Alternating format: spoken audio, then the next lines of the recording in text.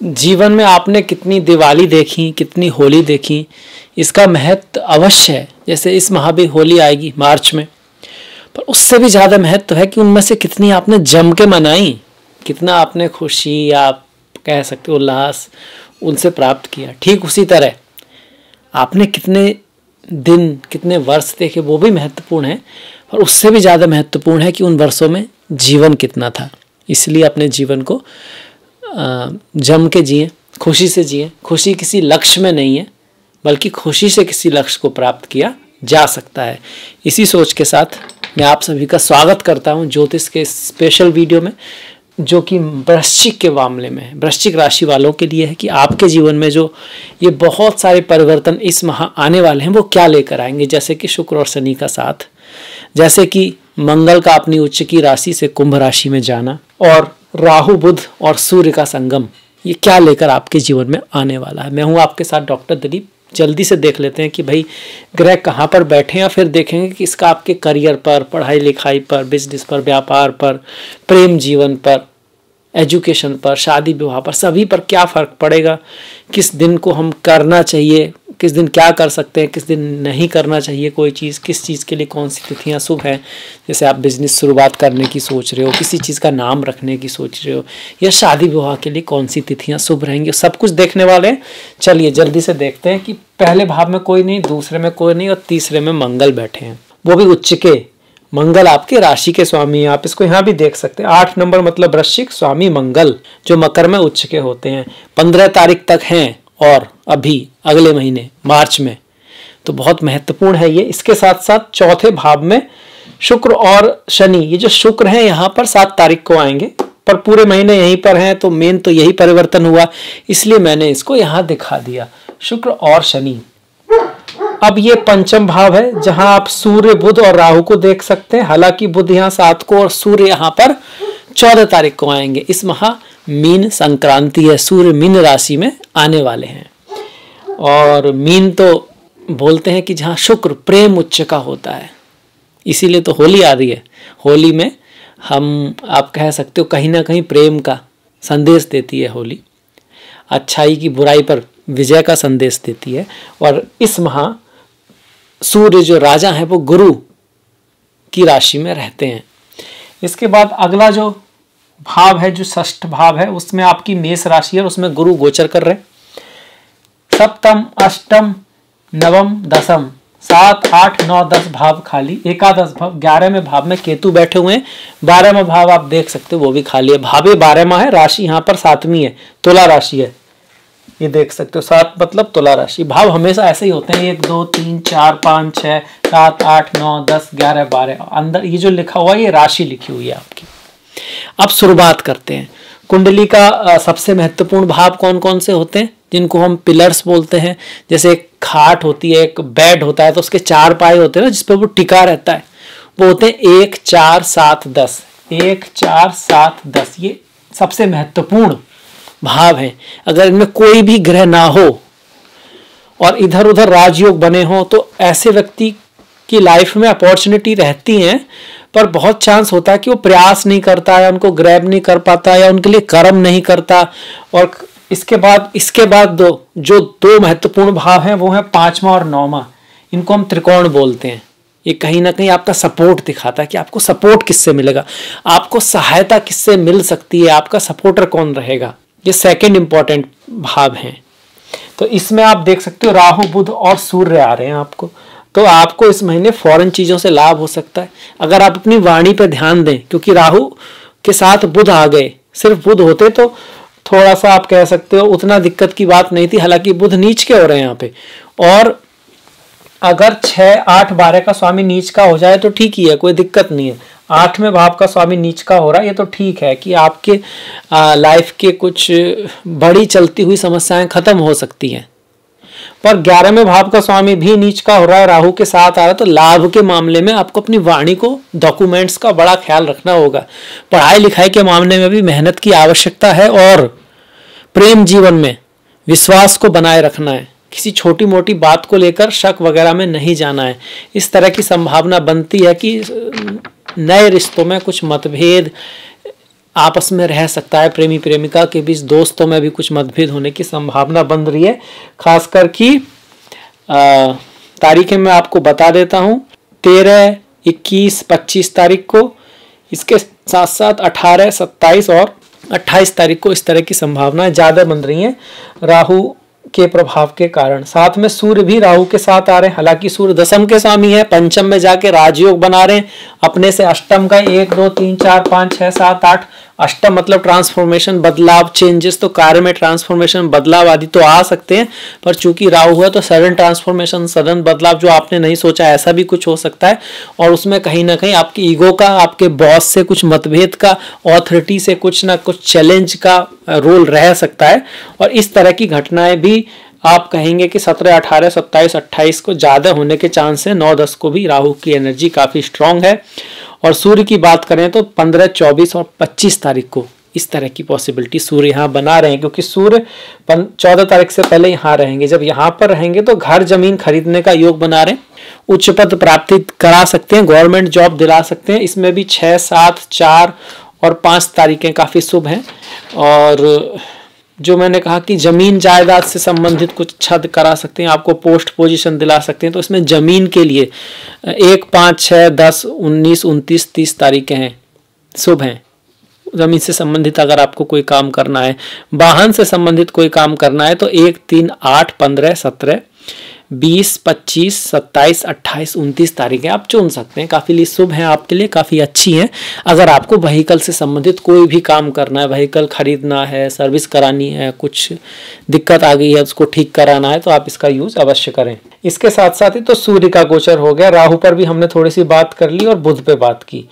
पर राहु इसके साथ साथ आपको फौरन विदेश ले जा सकते हैं और थोड़ा सा भ्रमित आपको रख सकते हैं। आपको ऐसा लग सकता है कि आप बहुत ज़्यादा कुछ करने वाले हैं, आप कुछ बहुत बड़ा कर देंगे और वो ना हो, क्योंकि आप प्लानिंग जो है ना वो स्ट्रांग नहीं है, सपने बहुत हैं। ये चीज़ ध्यान में रखनी है कि आपको प्लानिंग भी बनानी है और उन सपने जो आप देख रहे हैं उनको अगर आपको अकम्प्लिश करना है तो आपको एक ग्राउंड बनाना पड़ेगा, तभी ये राहु रिजल्ट देंगे। यहाँ पर राहु आकर जो महिलाएं प्रेग्नेंट हैं, जो माँ बहनें गर्भवती हैं, वो थोड़ा सा ध्यान रखें। खासकर कि 15 तारीख के बाद कोई दिक्कत है तो डॉक्टर को ज़रूर दिखाएं। बुध की बात कर रहे हैं। बुध की बात यह है कि स्टॉक मार्केट वगैरह में इस महीने इन्वेस्ट ना करें, उसके लिए कोई बहुत बढ़िया नहीं है। अगला महीना अच्छा रहेगा, क्योंकि अगले महीने शुक्र आपके यहाँ उच्च के हो जाएंगे पंचम भाव में। तो अगले महीना मतलब अप्रैल में जाके, अभी थोड़ा हमको ख्याल रखना है। अब शुक्र के ऊपर ही आ जाते हैं। जब शुक्र की बात कर रही है कि प्रेम के मामले में तो बहुत बढ़िया नहीं है, पढ़ाई लिखाई के मामले में भी स्टूडेंट को ज़्यादा एफर्ट, हार्डवर्क, मेहनत करना पड़ेगा। पर जो अर्ली एजुकेशन है आपके 8, 9, 10 क्लास जो होती हैं 6 से लेके, उनके लिए ठीक है, वहाँ पर शुक्र है। तो स्टूडेंट जो छोटे बच्चे हैं उनके लिए ठीक है।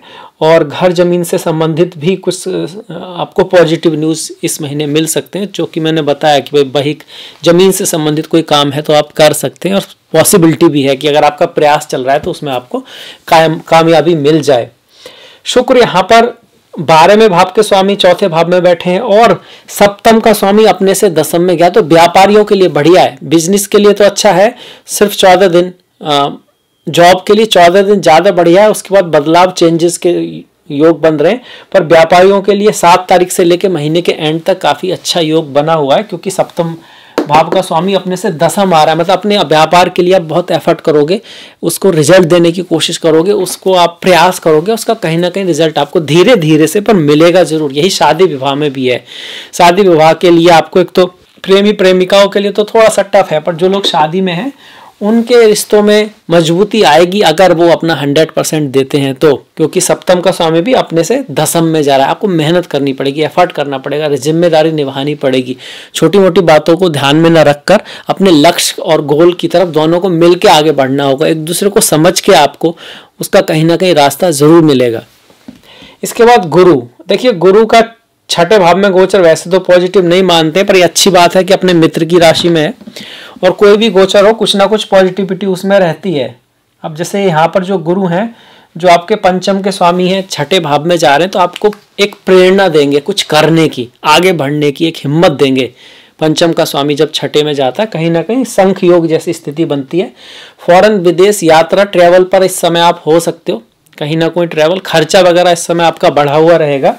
1 2 3 4 5 कार्य करने के लिए अच्छा समय है, एफर्ट आपका बढ़ेगा। ऑफिस में आपके ऊपर वर्कलोड बढ़ने वाला है, पर ये अच्छी बात है, वर्क ना होने से वर्क का ज़्यादा होना ठीक है। और द्वितीय भाव पर है तो धन के लिए भी कहीं ना कहीं गुरु ठीक है, पर खुद गुरु का आपको ये दिखा रहे कि आपकी इनकम तो रहेगी, पर वो कहीं आपको पता नहीं लगा कि जा कहाँ रही है, खर्चा कहाँ हो रहा है। कई बार ये इनकम आपके रोग ऋण शत्रु मतलब स्वास्थ्य का ध्यान करें, लड़ाई वगैरह में ना पड़े, और क्रेडिट वगैरह किसी को धन ना दें। थोड़ा बहुत दे सकते हैं ध्यान के तौर पर या हेल्प के तौर पर, उतना ही दें जो आप समझे कि अगर वापस नहीं भी आता तो ठीक है, चलेगा, कोई बात नहीं, इतना आपको ध्यान रखना है। शनि चौथे भाव में ढैया भी बोलते हैं हम इसको, पर सबके लिए ढैया बुरी हो जरूरी नहीं है।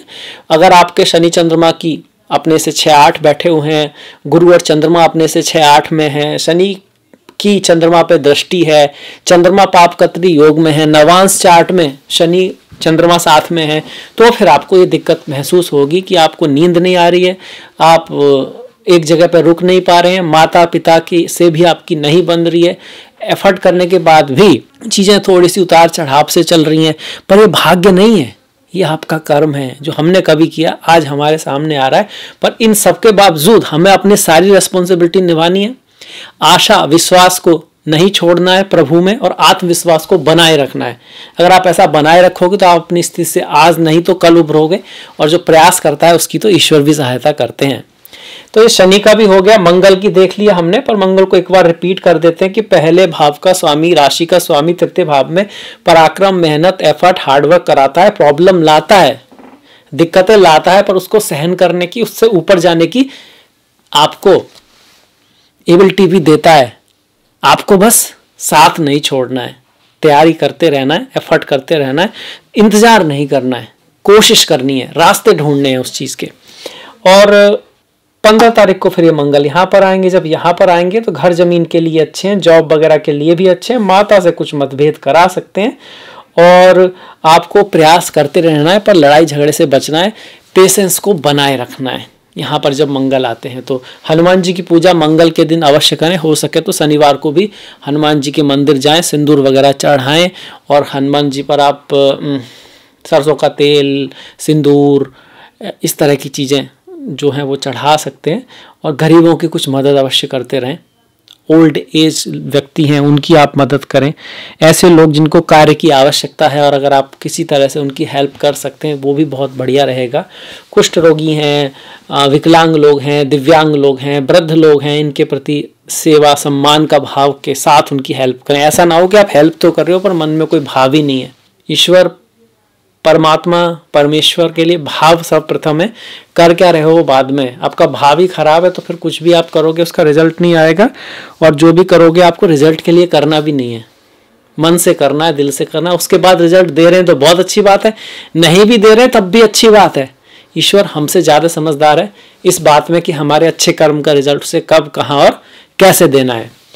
अब केतु की बात कर लें, 11वें भाव में केतु है तो कुछ नए दोस्त बनेंगे, पुराने दोस्त छूटेंगे, नए लाभ के कुछ सोर्स बन सकते हैं, पर कुछ लाभ के सोर्सों में आपका ऑब्स्टिकल भी आ सकता है। यहाँ पर आपके बड़े भाई की लाइफ में कुछ उतार चढ़ाव रह सकते हैं, कार्य की जगह पर आपको कुछ बोरिंग या कुछ ऐसी चीज़ों का सामना हो सकता है जो शायद आपके मन को उतनी ना भाएं, पर उस सब के बावजूद आपको कार्य करते रहना है। मोक्ष है ना, मोक्ष का भाव है। मोक्ष का मतलब क्या होता है कि स्थित प्रज्ञ, स्थित प्रज्ञ मतलब हो गया आपका अच्छे में भी ठीक और बुरे में भी ठीक। तो वो प्रतीक्षा भी चल रही है ना आपके साथ में कि जब चीज़ें ठीक हैं तब तो ठीक है ही हैं, जब चीज़ें ठीक नहीं है तब भी आपको ठीक रहना है।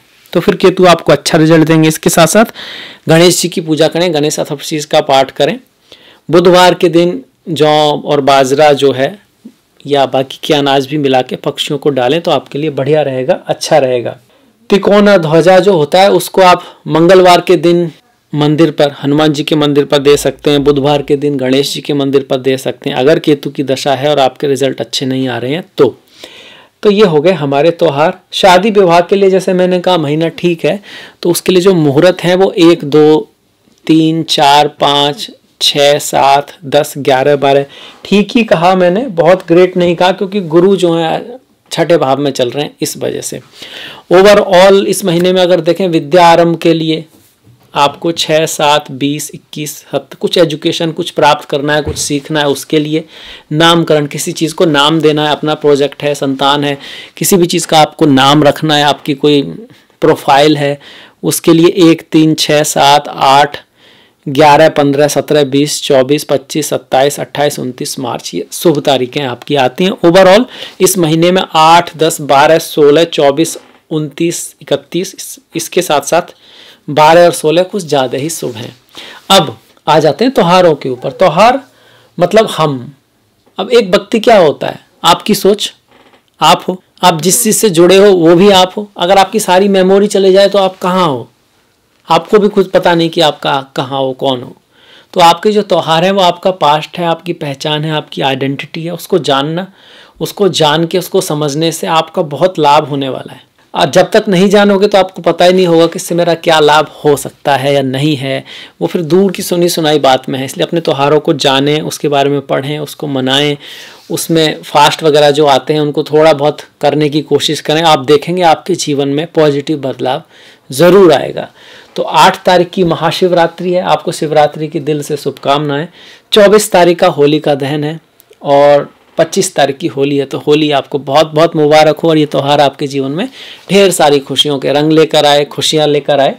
प्रदोष व्रत है 8 और 22 का, 10 की फागुन अमावस्या है, 6 की विजया एकादशी है और आपका 20 तारीख की अमाला की एकादशी है। अब एकादशी है तो नारायण की पूजा होगी। ओम नमो नारायणाय, ओम नमो भगवते वासुदेवाय। 28 की संकष्टी और 14 तारीख की मीन संक्रांति। संकष्टी है, संक्रांति है, पूर्णिमा है, ये तो आते ही रहते हैं फास्ट, है ना। और इनको हमको करना जरूरी होता है, करें चाहे, मतलब अच्छा ही है ये। इस दिन इस यूनिवर्स की एनर्जीज हमारे लिए, मनुष्यों के लिए स्पेशल होती हैं। इस दिन किए गए पुण्य कर्म, दान आदि का फल हमको ज़्यादा अच्छी तरह से मिल सकता है। जैसे कोई भी चीज़ है ना, एनर्जी और फ्रीक्वेंसी पे आधारित है, उसी के आधार पर त्यौहार बनाए गए हैं। सूर्य और चंद्र की लीलाओं के आधार पर हमारे अवतार भी भगवान श्री राम सूर्य, भगवान श्री कृष्ण चंद्र, तो ये ज्योतिष से जुड़े हुए हैं। तिथियां भी उसी आधार पर निकाली गई हैं। बाकी दिन भी पुण्य का उतना ही महत्व होगा, पर मनुष्य योनि में यहाँ पर ये कुछ विशेष तिथियां हैं। कम से कम इस दिन हमें कुछ करना चाहिए। इसके साथ ही मैं इस वीडियो को समाप्त करूंगा, विराम दूंगा। मुझे आशा है आपको कुछ अच्छा लगा होगा, कुछ ज्ञानवर्धन भी हुआ होगा, आप इसको जीवन में उतारेंगे भी। अगर ऐसा है तो आप लाइक कीजिएगा, सब्सक्राइब कीजिएगा, कमेंट अवश्य कीजिएगा कुछ ना कुछ, और शेयर अवश्य कीजिएगा। जिसकी वृश्चिक राशि है, लग्न है, राशि के लिए विशेषता है, आपके दोस्त फ्रेंड जो भी हैं। और अगले वीडियो में आपसे मैं विदा लेता हूँ। आपने एंड तक वीडियो देखा, इसका दिल से बहुत बहुत धन्यवाद। नेक्स्ट वीडियो तक आप अपना ख्याल रखें, अपनों का ख्याल रखें, कुछ ना कुछ अच्छा बढ़िया देखते रहें, सुनते रहें, करते रहें, स्वस्थ रहें। आपका धन्यवाद फिर से, नमस्कार।